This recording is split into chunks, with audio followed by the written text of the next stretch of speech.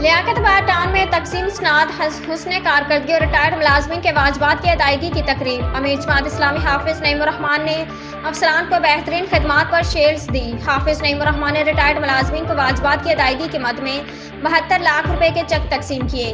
ہمارا مطالبہ ہے کہ اختیارات کو نچلی سطح پر منتقل کیا جائے۔ حافظ نعیم الرحمان ریٹائرڈ اور متوفی ملازمین کے واجبات کی بروقت ادائیگی کو ممکن بنا رہے ہیں۔ فراز حسین لیاقت آباد ٹاؤن میں محنتی اور بہترین خدمات سر انجام دینے والے افسران و ملازمین کی خدمات کے اعتراف کے حوالے سے تقسیم اسناد حسن کارکردگی اور ریٹائرڈ ملازمین کے واجبات کی ادائیگی کے حوالے سے پروقار تقریب کا انعقاد۔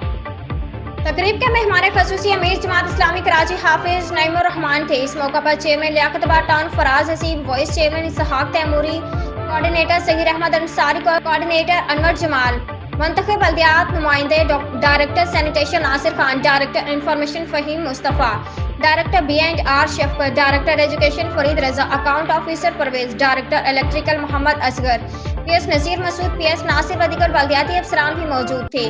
اس موقع پر امیر جماعت اسلامی کراچی حافظ نعیم الرحمان نے کہا کہ میں اپنی بات کا آغاز ڈاکٹر پرویز محمود شہید اور ان کی زبردست خدمات سے کرتا ہوں۔ ڈاکٹر پرویز محمود کام کرنا چاہتے تھے، دوسری طرف سے جگہ جگہ رکاوٹوں کا سامنا تھا۔